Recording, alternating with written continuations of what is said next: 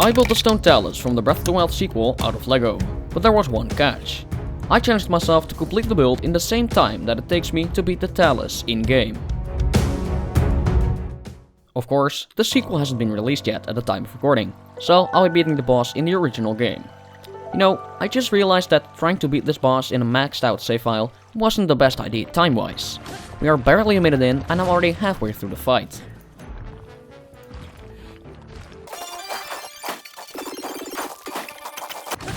Okay, so we started at 5:40 on the clock and ended at 7:40 precisely. That gives us 2 hours of in-game time. This is going to be a challenge for sure.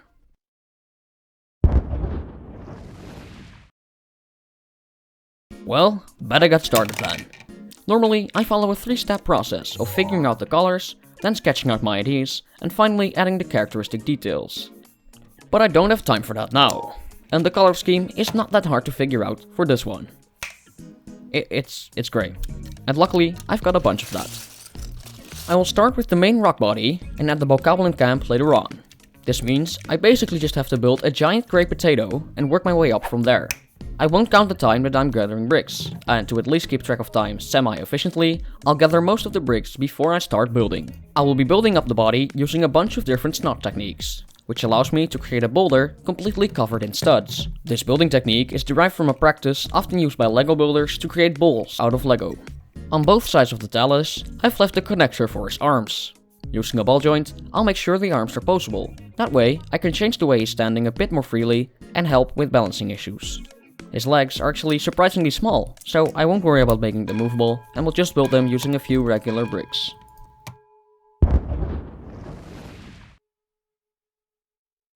So let's quickly move on to building the BOKOBLINs. There's no time to do an intricate analysis of the BOKOBLINs' characteristics, so what you'll be seeing now is an artistic rendition of what happened inside my head when I thought out the design.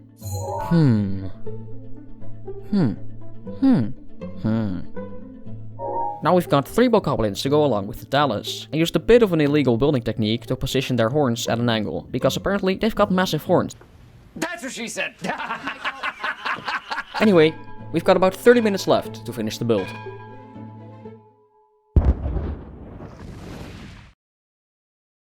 I'll mostly be using medium nougat because it mimics the color of the wood in the game, and it's a bit more vibrant than a dark tan color. I'll use some dark tan plates as a base for the platforms, and I'll layer brown and medium nougat tiles on top to replicate the planks that the platform is made from. One of the BOKOBLINs is standing on a lookout post, and there's some primitive decoration on the front of the TALUS, which is colored sand red. But I don't have sand red pieces, so I'm going to use dark orange instead. This isn't good, but it's good enough. You can also see some horns hanging from the platforms, a rather weird taste in home decorations, but nothing we haven't seen before. And finally, the TALUS has a large ore vein on his back, which is his weak spot in the game. So we're done. Now, let me check my timer. It was at this moment that he knew. So, I might have gone over the time limit just a little bit. What have I learned from this? Well, for a start, you don't decide the time for a time trial by beating a boss in a maxed out save file. Now, if I had the ocarina of time, I could rewind time and try again. But I don't. But if you want to see me try and build a working ocarina from Lego, be sure to let me know by leaving a comment and a like on this video. But otherwise, let's move on to the Glamour Shots.